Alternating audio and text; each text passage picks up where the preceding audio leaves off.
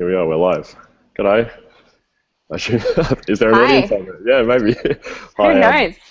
I'm Adam Brereton. I'm the opinion editor for Guardian Australia, and welcome to the Digital Writers Festival. I'm here with Eric Jensen, who's the editor of the Saturday paper, and Eleanor Savage, who edits over at the Lifted Brow.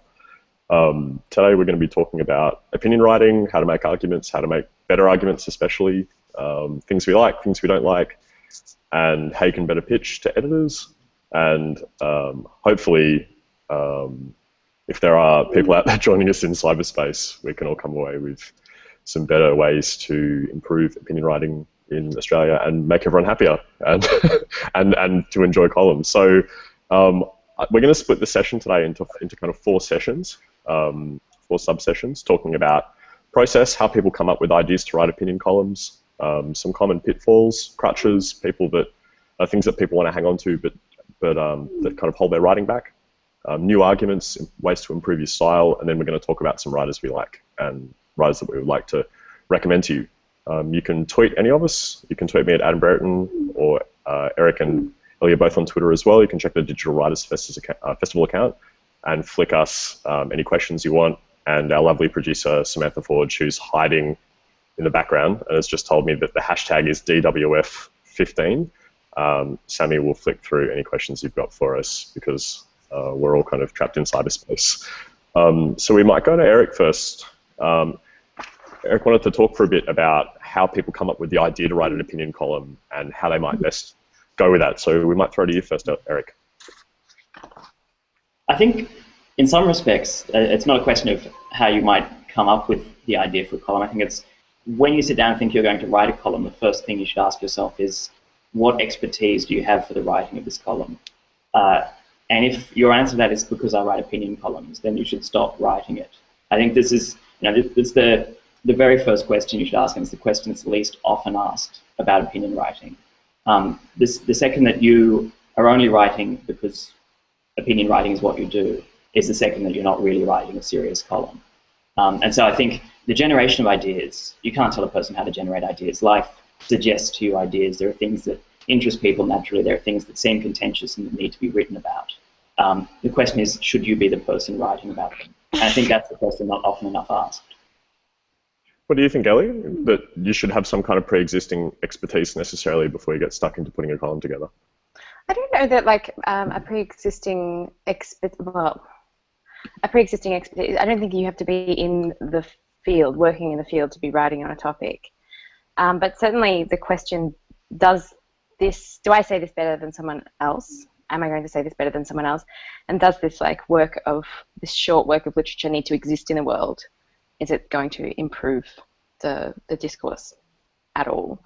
Or like Eric said, or is this just my job and this is how I pay my rent? Because it shouldn't be a good enough reason for putting something into the world. To sort of jump in there, when you ask yourself that question about expertise, if you're not writing to advance a new argument, if you're writing because your brand is tied up in opinion writing, then you shouldn't be writing. Then it's not really argument that you're writing branding. Yeah. Do you think that there's something to be said for thrashing out arguments in the kind of sphere of public opinion anyway? I mean, that there is a kind of discourse going on, and it is in some sense worthwhile to have people throwing ideas out there, and that, the interplay of those ideas, whether or not they're coming from experts or not, might generate a kind of truth or value of its own. Yeah, that's certainly like the testing of ideas that happens in the public sphere, but I mean, not all ideas are equal, and so there has to be some sort of care given by editors and by writers about which ones are going out and for what purpose, and what is the point of what purpose is this piece going to serve? Yeah, it's interesting because, I mean, if you look around kind of, the broad spectrum of Australian opinion writing, you've kind of got one end of it anchored down by these columnists, for argument's sake, people like Andrew Bold or Piers Ackerman or Janet Albrechtsen on the right, and then, people like, for argument's sake, until recently, Mike Carlton, Guy Rundle and Crikey, like big figures on either side, who kind of form the foundation of all Australian opinion writing. And then you now have this kind of new set of upstarts who are coming through and appearing, a lot of them appear in The Guardian and in the Saturday paper as well, and in the Lifted Brow and independent media. Do you think that that in some sense you kind of have to trade off this expertise element in order to be able to even take your place? This was the argument that was being made in the 90s in some sense. Yeah, I think the interesting thing about that though is that the good writers, both the good established writers and the good new writers, are still asking themselves that question.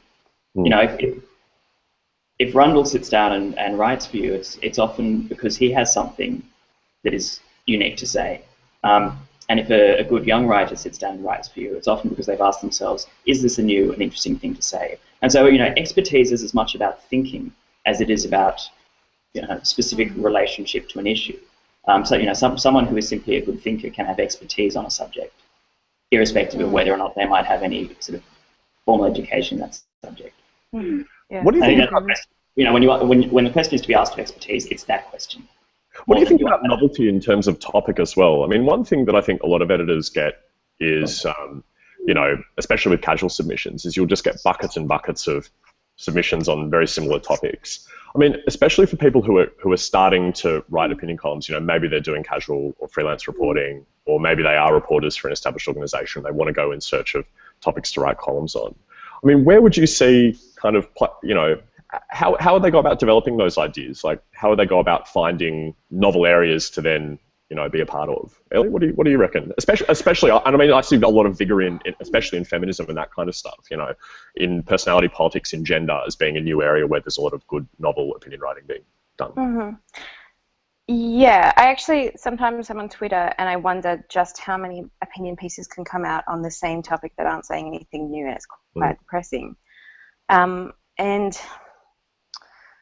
so I guess I will kind of argue as an editor and as a reader that a lot of the novelty that we're seeing, it's not just can you still see me? Yeah, we've got you.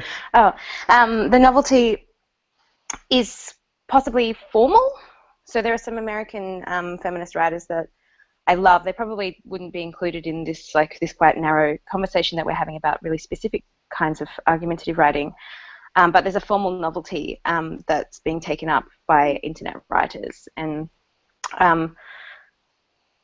what do you mean when you say formal novelty? What do you mean? So I don't know if you read The Toast, but Mallory Ortberg edits that and writes something for it every day. And it's certainly not hard-hitting political journalism, although she does write opinion pieces sometimes that are quite stunning. But she just writes these incredibly playful and quite caustic takedowns of attitude, just patriarchal attitudes in Western art, for example. But the way that she does it is in this, she uses internet language in an incredibly biting way. So that's a kind of a formal novelty that we don't see so much in the opinion pages of the major mastheads. Yeah, I definitely think there's something to be said about style as well. When you talk about, what do you need to bring to the table as a writer of columns or writer of opinion pieces before you, are then kind of able to participate. And that one of the really difficult things is that, especially people who are freelance writers, often don't get the opportunity to be published enough to be able to develop their style. And you get a lot of people who are kind of writing very casually, who are probably really talented, but are just never being published enough in order to be able to quite get there. I think that's a really interesting. Develop a voice, yeah. Yeah, absolutely. I think it's very important at this point to address the open letter as a form. So maybe we'll move on to the second section, which is pitfalls and arches that people don't want to get. This is one I absolutely loathe. Yeah. So let's talk about this. Please stop sending us open letters. Yeah, well, I published one open letter in the year that the Saturday paper's been running. It was from a mother on Nauru. She had a unique and devastating voice, and the form perfectly suited what it was she was trying to do. But pretty much for anyone else, get a pen pal or find a means of doing this in your own time in what we used to call the mail. Oh. That's scathing. That's scathing. I mean, the open letter is kind of interesting because, I mean, incorrect. I don't think. Obviously, it holds all this baggage. Everyone kind of thinks that they're Emile Zola and wants to, You know, it's the kind of Jacques Tony. But in some sense, all opinion writing now kind of takes on that open letter mode. You know, like it's addressed to that kind of universal audience that the open letter's meant to be received. Do you think so? Yeah, I think so. Like a lot of opinion writing says, like everyone needs to be interested in this opinion, but I'm really saying it to this one tiny, very specific audience. And I feel like a lot of the time, I mean, this is one of my kind of pet peeves about opinion writing is that people don't have their audience conceived well enough in advance. Like I'm really happy to publish on The Guardian a lot of stuff about, for argument's sake, about Indigenous affairs, which I think in Australia still is criminally underread, but that nonetheless is read by a smaller but more interested and more engaged audience, for argument's sake. Whereas the kind of open letter style of journalism where everyone has to be interested in all these issues, which are universalized purely by virtue of them being published. I think that's a really interesting kind of interplay there that a lot of Australian opinion writers are kind of struggling to resolve at the moment. I don't know whether you guys share that opinion, but what is your like pet peeve as an editor in terms of things that you just wish writers would excise out of their vocabulary or the way they structure their arguments? What do you get at the Lifted Brow? Or Spook magazine? Well, sorry. Probably more at Spook. I'm doing more, sort of politics and columns editing there. Probably the main thing is, again, like stylistic, because I'm working with a lot of younger writers who are just, like kind of practicing their voice. And they're often really intent on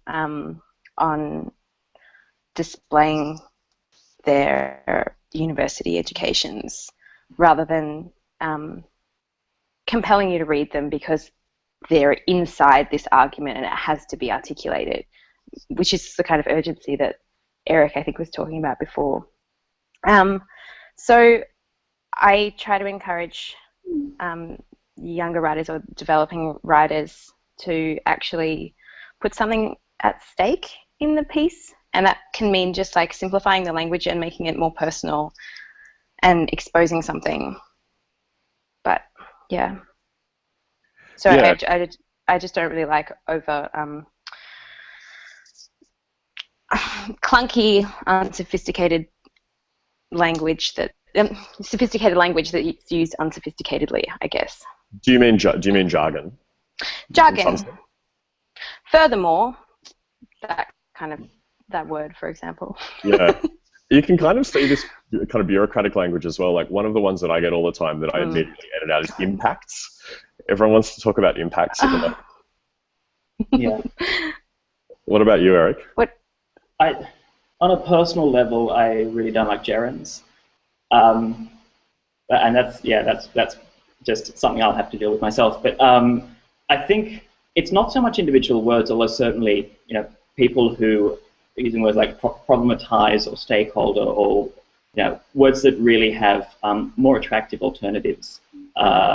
Certainly, I think I don't enjoy reading, and if I hit that, I'm less likely to really keep going with a piece, either as an editor or as a reader. And I think it's important that those two things are often similar. But moreover, it's people who haven't properly conceived of the fact that like the number of words in a piece should very closely resemble the number of words needed to make the argument in the piece. And every other word you use should be about substantiating that argument as opposed to restating that argument. I think we get to a point in opinion writing where we feel like, I'm going to write an 800-word piece.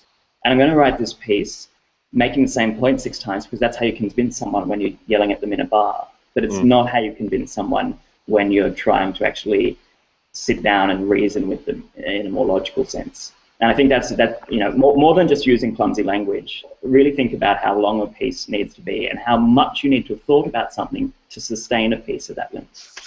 What do you think about, I mean, this is very stylistic kind of stuff, but what do you think about the kind of types of arguments and the way people are arguing? Like, for argument's sake, one of the really standard form opinion pieces that I find in my inbox is something along the lines of there is a pre-existing problem in society with X, Y, Z group being mistreated, like a pretty standard liberal argument in that sense. Like, equality hasn't been advanced to a particular group, and the statistics support it. And then there's generally an appeal to, some government body or some academic study or some recent piece of news which says, the stats say X, Y, Z, and the piece generally tends to finish with an appeal to government for more funding to, fix problem. Do you know what I mean? Like, and you see this kind of pro forma approach to opinion writing appearing everywhere.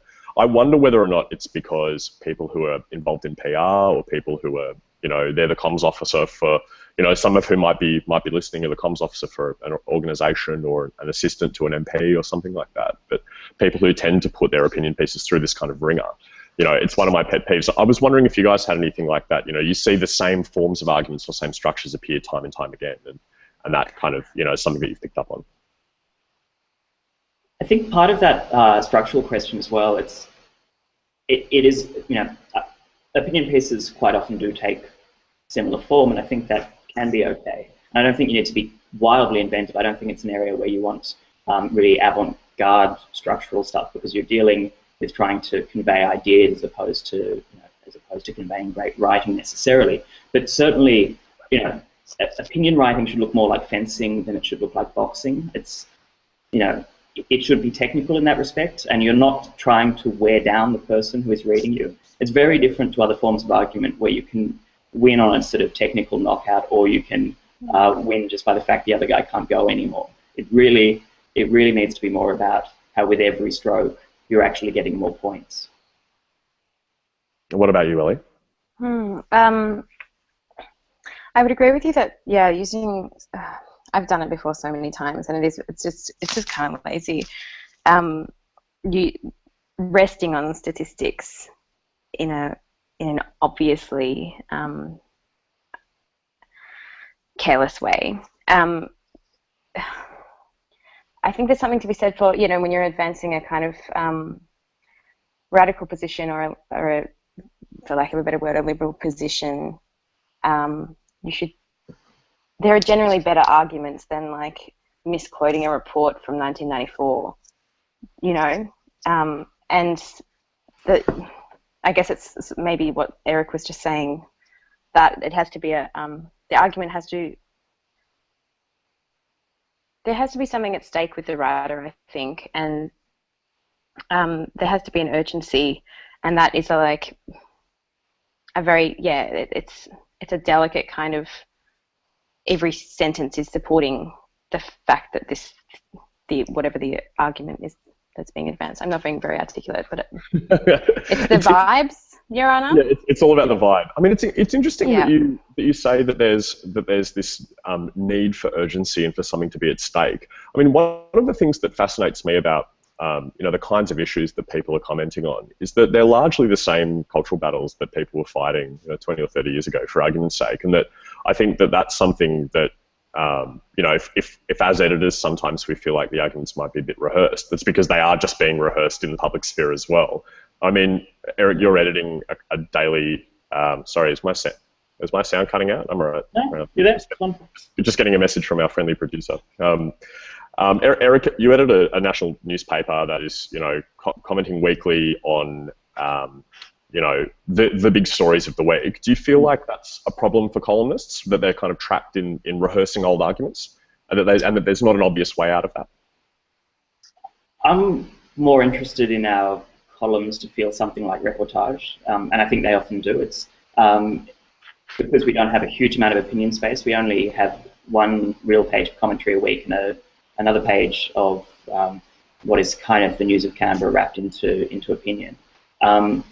I feel like we can be more selective in what we're running. At a daily newspaper, for instance, you might find that you're hitting publish on your 1000th for-gay marriage op-ed piece, and you really wonder at that point, whether it's making any new point and whether there's any reason to be reading this piece. I think if we use a lot of opinion writers sort of only once or twice in the course of a year, because that's the point at which they have something interesting to say on that topic. So I don't personally feel like it's a problem that I'm struggling with, but it certainly is a broader problem about writing for the sake of writing.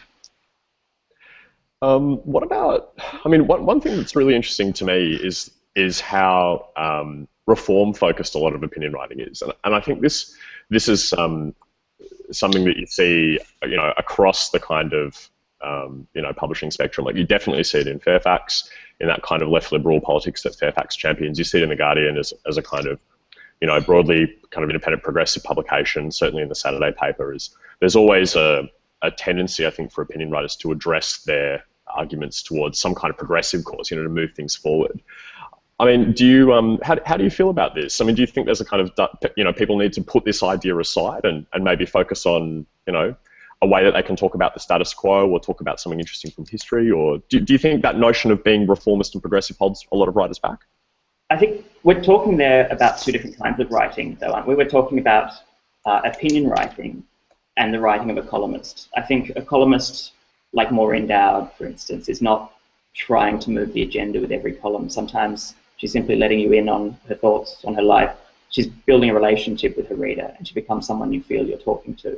But if you're an opinion writer, it's very hard for you to think that everything you're doing is leading towards a relationship. You're just throwing your thoughts out into the maw of the internet sometimes. And so I think, as such, you become more reform-focused. But at the same time, those people who are opinion writers, when they find themselves writing in more personal territory, I suspect often get a better response. What do you reckon, Ellie? I mean, especially when you're in a position where you're writing about and editing opinions on politics, like you are at Spook, and then as well, in some sense, probably when you're writing about arts and culture, and on gender issues, your writers are wanting to be kind of forward-looking. I mean, how do you negotiate that as an editor? I guess there might be a difference when we're talking about feminist kind of argumentative literature, whatever, in that it's not speaking to a reformist agenda necessarily, or not in a kind of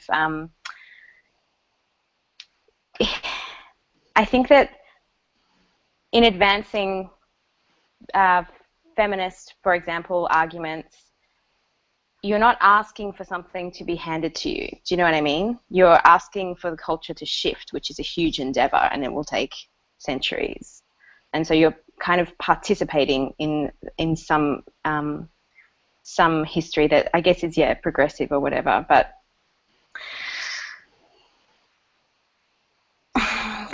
I can't finish that sentence. Can you help me?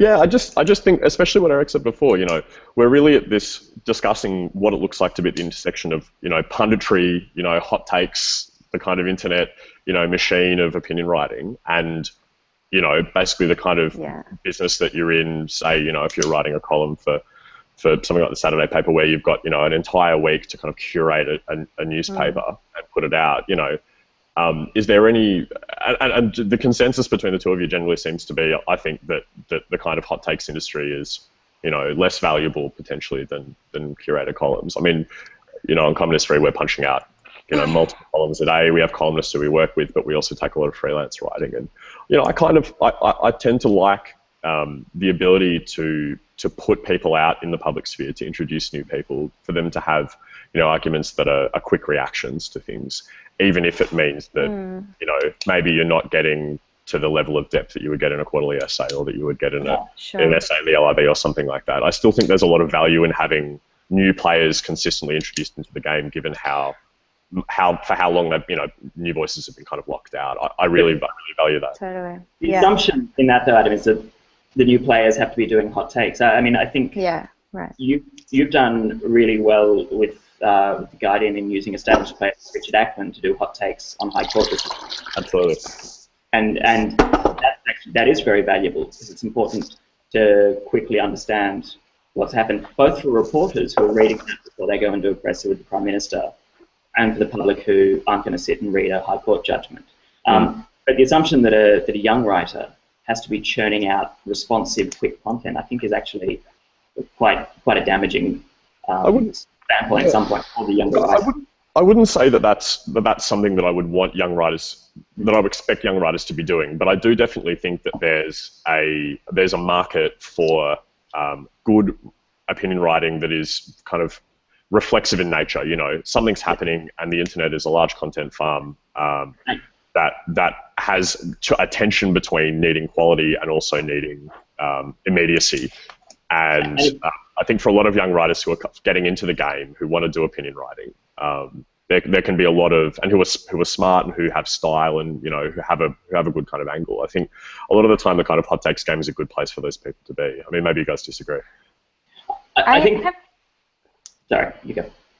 I just wanted to read this quotation by Ulrich Meinhof that kind of relates to this, because I think that the speed with which a comment has to come out for it to be like relevant in the media is quite brutalizing. She says, the art of meeting deadlines shouldn't be confused with the art of presenting people with the truth. And I wonder if like a part of this hot take culture is, I mean, maybe it's valid, but maybe it's actually entertainment and entertainment dressed up as intellectualism or something. Yeah, I think. And is that a problem? Like, maybe that's fine. Yeah, I think, look, maybe there's something to that. And I think that oftentimes what you get is people coming to read comment writing for a variety of reasons. Maybe not necessarily always to be persuaded of some position, but sometimes often to know that there is someone out there who can put a thought that they might have had in words that appeal to them, or maybe express something in a more sophisticated way than they might themselves be able to. And definitely you get a lot of readers who say, yeah, this is the column, you know what I mean? I read this column on The Guardian today, and that was what I was thinking, and I wish I could have said it like that. It articulated it for me, yeah. Yeah, and this is the role of the village explainer, and it's a valuable role in opinion writing, taking an idea people hold and explaining to them why they hold it. That's not done often enough in opinion writing, to do the sort of the legwork for a pre-existing and deeply held opinion that someone actually hasn't thought deeply about. And that's just as important as attacking that opinion to make that person think about it, because that person might not be shifting from the opinion, and so the attacks might not work, but it's worth putting in the shoveling back in the kind of the backfill to the idea. Yeah, I think the risk comes when you have you know, as the event breaks, people are kind of, and everyone does this, you know, from members of parliament, academics, all the way through to freelancers. They just bring their pre-existing ideas to the table and kind of retrofit it to, you know, fit whatever the news hook is. And that I think is where you start getting a bit dubious as an editor to say, look, you know, you can see that this article's just been retopped, and you know, and sometimes we end up in a position where we do that too, where we say, look, this is an idea that we've wanted to play with for a while. We've got a good writer who wants to do it. Now there's a news event that's happening. It's a good time for us to talk about it. So I think it's difficult to be overly kind of Puritan about where the takes come from. I think really the editorial job, especially for me, is to kind of keep it in tension, you know, like to appreciate the news value of something, to make sure the writer's producing quality work, and also, you know, to make sure that our readership are getting articles to read that they enjoy, and ultimately you're serving your readership as well. One quick question: Are you really calling them hot takes around the office? Oh yeah, absolutely. I mean, yeah, why not? It's, you know, anything to make the kind of day-to-day news grind as enjoyable as possible. I love it. So we might just answer a question off Twitter quickly from @5walls. He's saying, I mean, these are all editors, right? Who is forcing them to churn out such a vast amount of shallow content? I mean, I think this is an interesting question, and that I think there are people out there who definitely feel like opinion writing is, you know, part of this kind of hot takes industrial complex, that they're, you know, that somehow there's, you know, like Orwell says, it's kind of all falling upon political discourse like snow or ash, you know, kind of obscuring features. But do you feel like there's pressure to publish? It might be a bit different for you, Eric, with your kind of weekly schedule. But what about you, Ellie? Like, how do you mediate that relationship? Oh gosh, I'm probably a bad person to talk to at the moment, because I'm actually giving up my job at Spook because I'm returning to my cave to write a thesis, so I can't actually. That kind of news cycle doesn't sit with me very well ethically or aesthetically, and I really struggle to keep up with it, and I don't enjoy it that much, and I don't know if it's that desirable.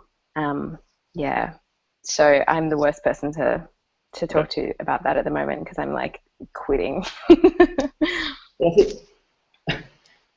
And is this an announcement? Yeah, hold the front page. Oh, yeah. My boss knows. You know, my colleagues know. Yeah.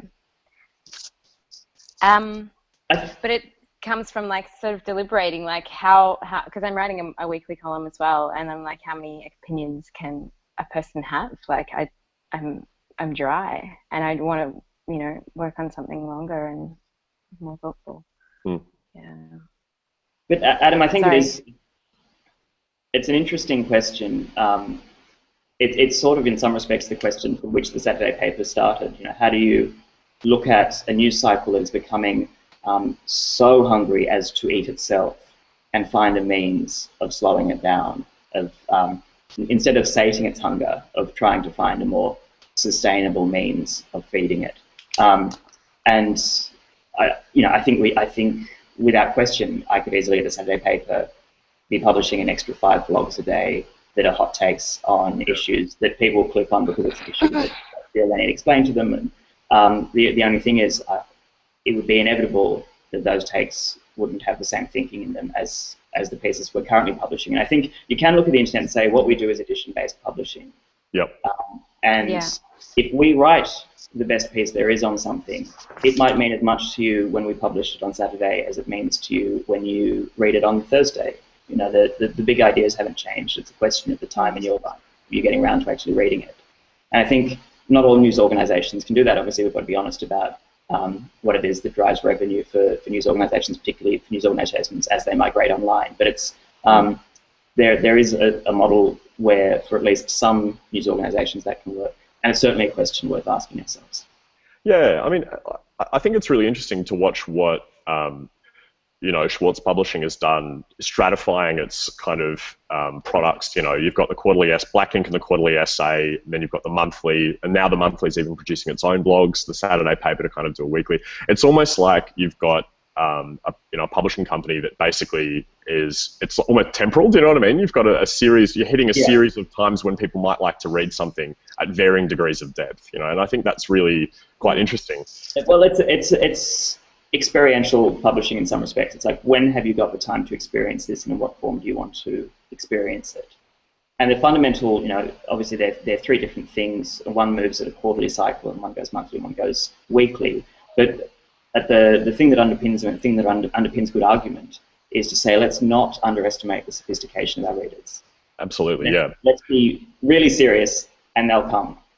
And look, I think to bring it back and just to answer Five-Walls' question, I mean, maybe that's, as a reader, they just would prefer to be reading something at a different time of the week or at a different length. And, I find with Guardian readers, you've got people who are hyper engaged, especially we have ways of delivering that content once it's published to the reader through emails or RSS feeds. And you find with a lot of opinion writing at the Guardian, especially with some of our better known columnists, people will drop what they're doing and pick the column up and read it through and engage with it in the comments, engage with it online, and you can watch the feedback coming in real time using a new array of technology. So this idea that publishing things immediately is some kind of distraction, well, I don't really buy it. I think that people kind of want to, a lot of the time, be there on the leading edge as things are published and engage with them as they kind of come out. And I think this kind of distinction that fast is necessarily shallow or fast is necessarily disposable, to me, is a false one, and that you have a variety of media products and a variety of different types of writers who can offer an audience what they want, and maybe perhaps express the same idea across a variety of publications. It might be the same idea, might be expressed differently, and I think that's really healthy. And I think the old kind of model of like a couple of newspapers being expected to do everything and competing with each other to have the kind of not even necessarily the hottest or the fastest take on something, but maybe the most brutal, or you move to a different position or try and introduce something novel that maybe wasn't there. I think that's broken down now, and you've got a media product which might suit you. And I think that's great for writers as well, because it means they can go where their strengths are.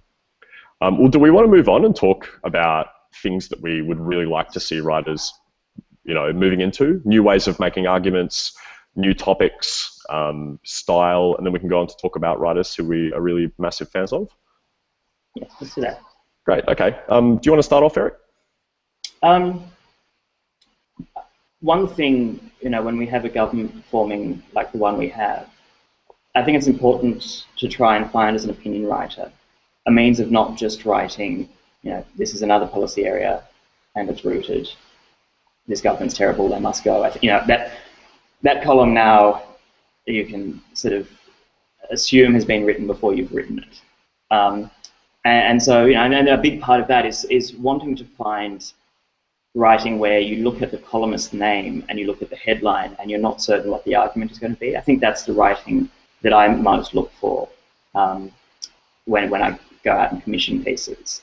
And so, a big part of that, I suppose, is finding topic areas where your own opinion surprises you.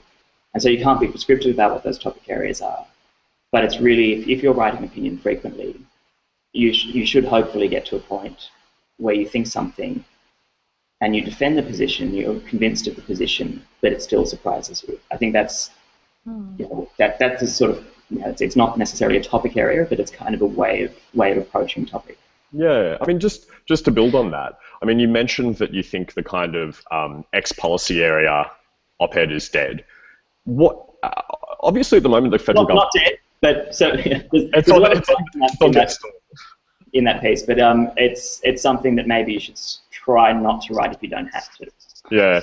Look, given that the federal government occupies so much of our kind of national, brain space consciousness, and especially editors' imaginations, where would you like to see people start going with their op-eds on federal politics, for argument's sake? Like when you're talking with Seco or, talking with Paul Bongiorno or people who are writing columns on federal politics for the Saturday paper, what's their novel approach that you're enjoying at the moment?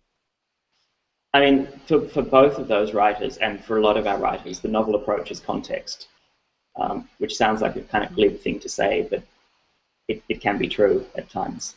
And context is enough. Bond this week was writing for us on this kind of new blow up the government strategy, which is being mooted by some backbenchers, which is, go out now, sack Bishop, sack Turnbull, and that's the answer to our problems. And those backbenchers are pointing to the Bjelke-Petersen government. Bonge's column was largely about recontextualising what really happened in the Bjelke-Petersen government, because on some level probably the backbenchers shopping this strategy don't really properly remember how things happened. So that for us is novel enough. I think when we get to policy areas, in terms of opinion, we're still, I suppose, investigating in news what we want to understand about policy areas. And when it comes to opinion, this week we had Chris Wallace writing about the strange psychology of a leadership challenge, why you become obsessed and frenzied in the press gallery, why the press gallery allow confidential, anonymous sources to use them, but why they perhaps need to, all those things. It was about interrogating the process of politics in some ways. And I think for us, because other newspapers can't necessarily interrogate what it is they do every day, that's one area that's sort of novel. That's interesting. I mean, to Ellie, like Eric says, context, and in some sense, I guess Seco and Bonge's experience and their authority allows them to bring that as a sense of novelty. I mean, how do writers do that when they don't necessarily have, that background? How then do you commission people, for argument's sake, to write for Spook or to write for the Lifted Brow, who haven't spent 30 years in the press gallery? How do you help them get an interesting spin on something?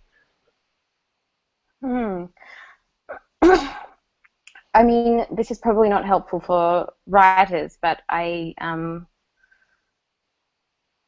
commission people who have proven that they, who have read pieces in little literary journals or in corners of the internet, who've given me a new perspective on something, and basically I've done that immaterial thing of explaining to me why I am feeling uncomfortable about a certain thing and I can't quite name why. So I don't know that there are really specific material things that I can point to when I'm thinking of what will make what will give a writer that kind of fresh perspective. There's something to be said for trying to force people who wouldn't otherwise be spending a lot of their time writing to write more if they have some talent for it and probably don't assume that they're good. I don't know. This is not answering your question. Can we talk about kind of confessional writing and first person writing? In the sense that I think for a lot of people to get that novel element, they want to be talking about their own experiences. I mean, to what degree do you think this as a form is still interesting to people? I think it's absolutely interesting to people. I think like the confessional is derided because it's primarily undertaken by women and queer men, and also people of colour.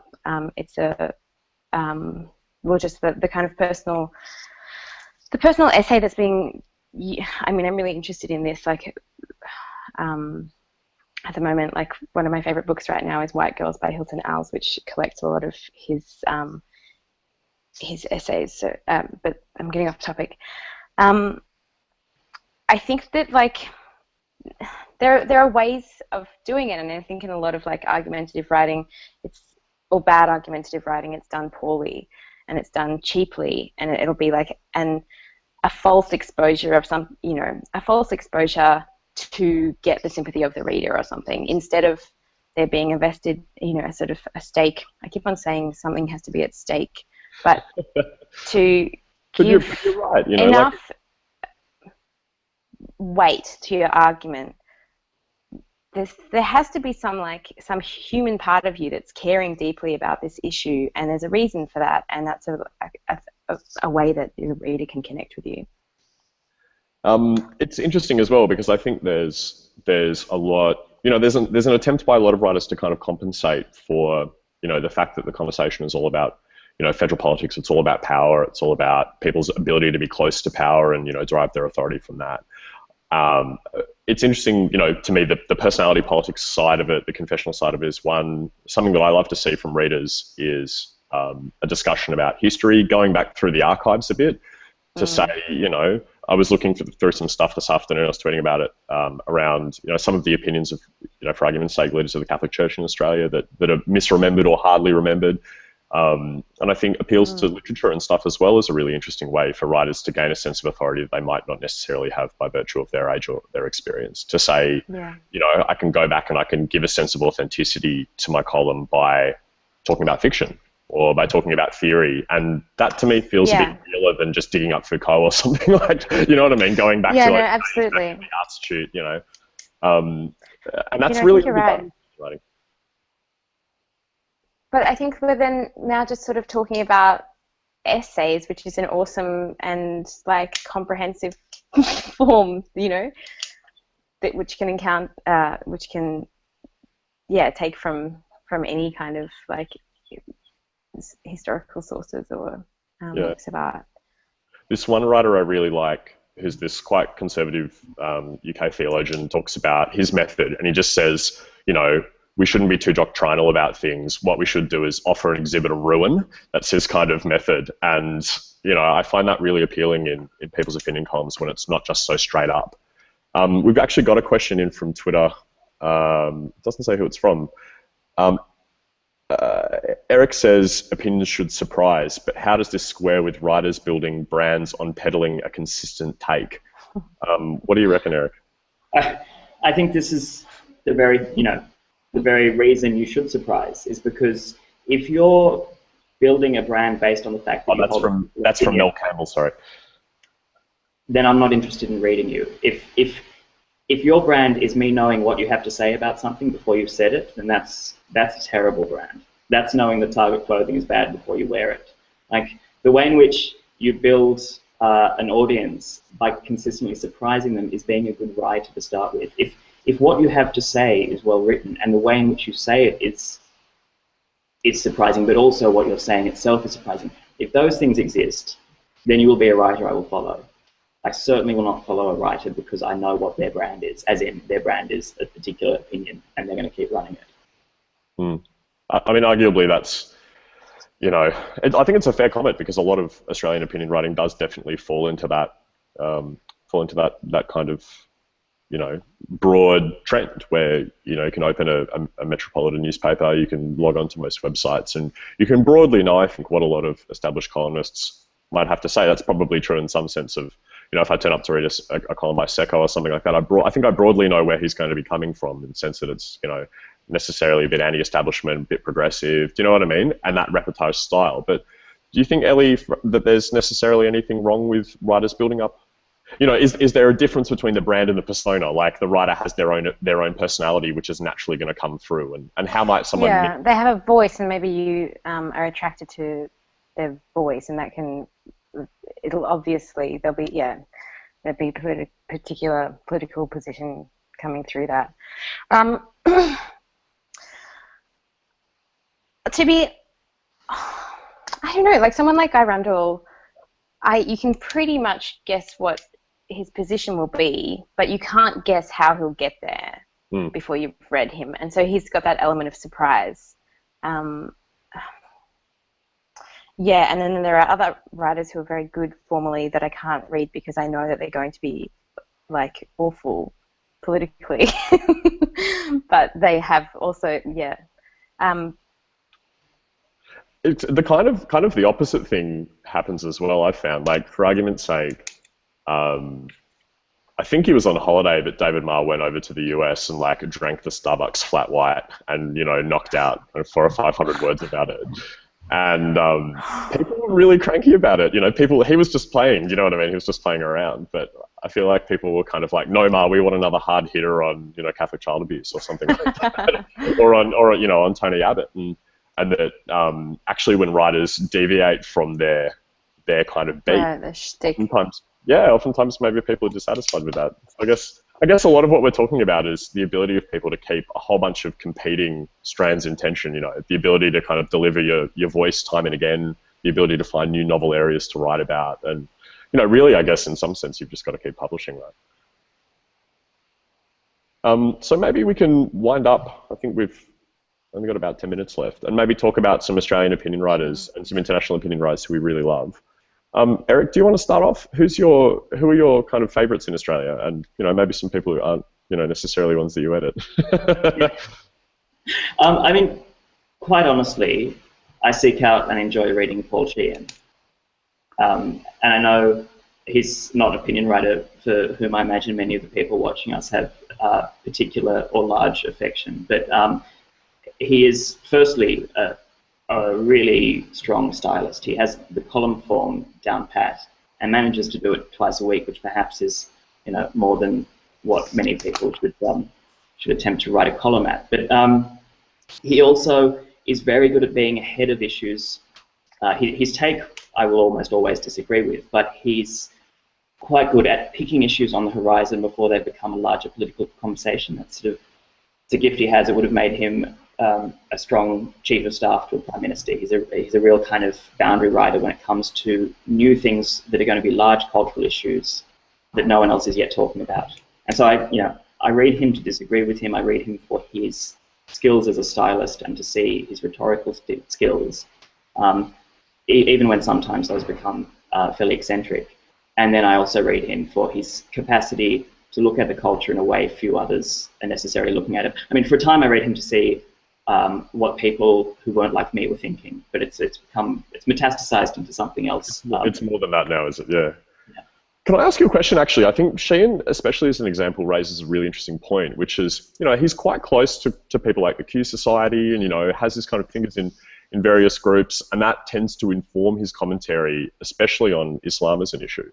I mean, how do you think a writer benefits or might struggle from their closeness to particular groups? And, you know, there are some columnists who are more activist than others and you know, who are maybe more closely embedded in particular organizations. But, you know, what do you guys think about that? Do you think that's useful for, especially maybe even for young writers? I don't know. Ellie, what do you reckon? Sorry, what was the question?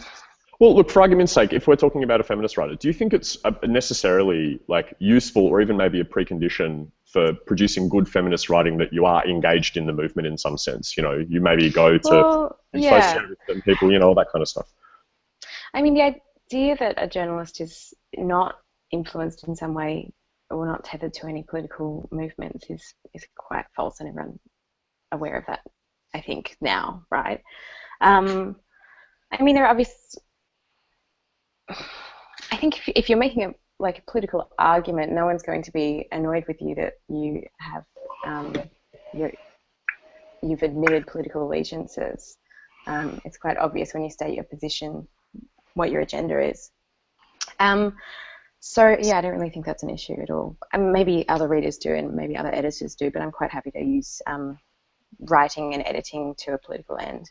I think that's why I do it. Is there the opposite problem though, where a lot of opinion writing, you get the feeling that it's someone else flying a kite using the writer as a way to kind of put an idea out in the public sphere to see what the reaction is to it before someone, elsewhere ends up making the decision. I mean, I don't think that's the case with the Saturday paper, Eric, but you've worked in national newspapers before, and that's definitely the case with a lot of columns. I mean, I think the issue here is not so much about the friendships a columnist might have. The real issue here is where columnists, and there are columnists in every national newspaper or every daily newspaper in this country, who work for lobby groups or who work for think tanks or who work for particular institutes, whose funding is never disclosed.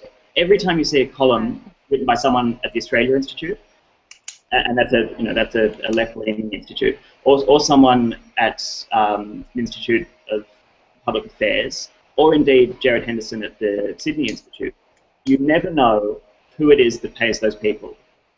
Every other columnist you're reading, you know who pays them. The newspaper that you're reading them in pays them.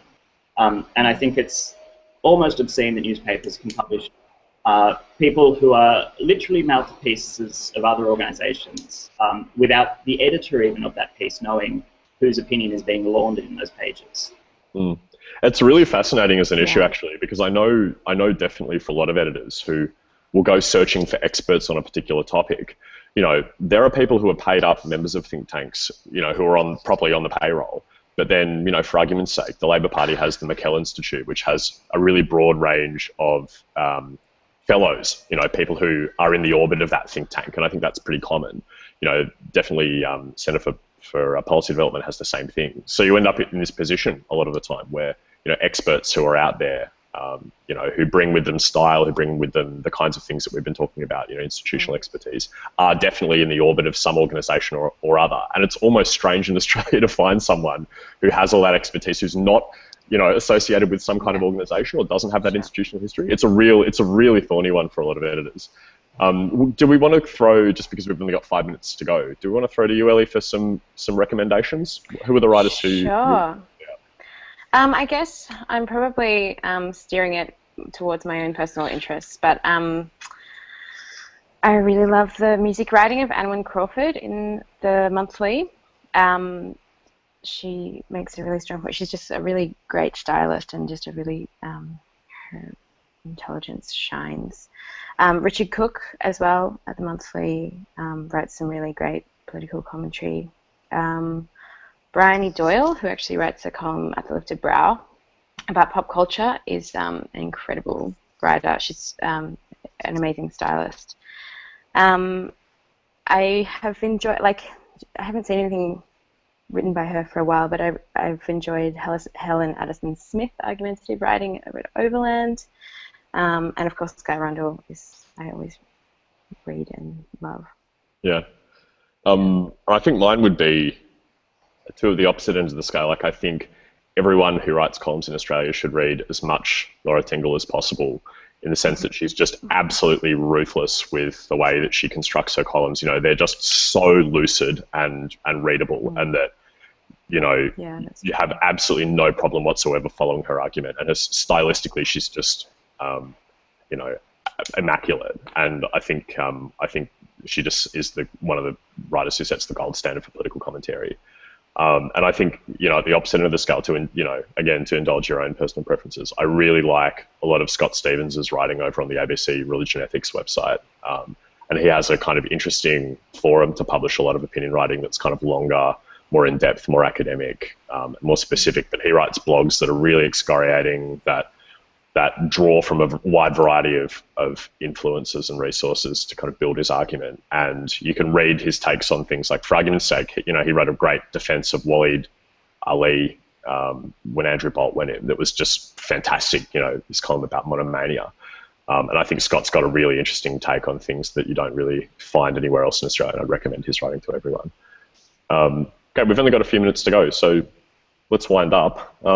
Is there anything you want to say in remarks in passing, Eric, before we say goodbye to our digital audience? definitely, and I think I skipped over this with my complaints earlier, but the second you're using bullet points in an op-ed piece, you haven't an op-ed piece. I don't understand why they're there. Do you get submissions like that? People think it's okay to be like, well, I could make an argument, but this is broadly what this is. Yeah, this, yeah. I don't know. And how about you, Ellie? Oh, here. The form of the column itself is authoritarian enough. Not much can go wrong. Right. Mine half. I would think the thing that I would really recommend to all people who are writing opinion columns is to go down to any bookstore, especially secondhand bookstores, and just buy short collections of essays. I reckon short essays that are, of other people's columns basically are the best way that you can train yourself to write columns of your own. It's just by finding great writers and reading their 2,000-word takes on things. And it's great for discipline. It's great to encounter new arguments. I mean, a lot of people, definitely a lot of male writers, I think, start with, someone like George Orwell or Christopher Hitchens as, their original touchstones, and then kind of grow from that. And I don't think you can do much better than that as a place to start if you're interested in writing better columns. I found that kind of also helps with your confidence when you're first writing, when you're reading columns by much more experienced writers, and reading them having cups of coffee, and that being a thoughtful thing, like writing about tiny little things in their lives which paint a bigger political picture can be really liberating. And as a final thing, I would always recommend trying reporting first. Who would have thought? That's novel. Yeah. I wish we had another hour to talk about that question alone. The ability of a lot of people to be able to get a good stint in reporting before they ever put pen to paper to write a column. But unfortunately, we're out of time because it's 7 o'clock. And I've got a message here from our lovely producer, Samantha. Thank you, Sammy. That says, refresh the Digital Writers Festival homepage for the next event. Audio fiction experiments starting in 5 minutes. Thanks, everyone, for joining us. Thanks, Adam. Nice to meet you, Eric. Check all of our stuff out on the internet.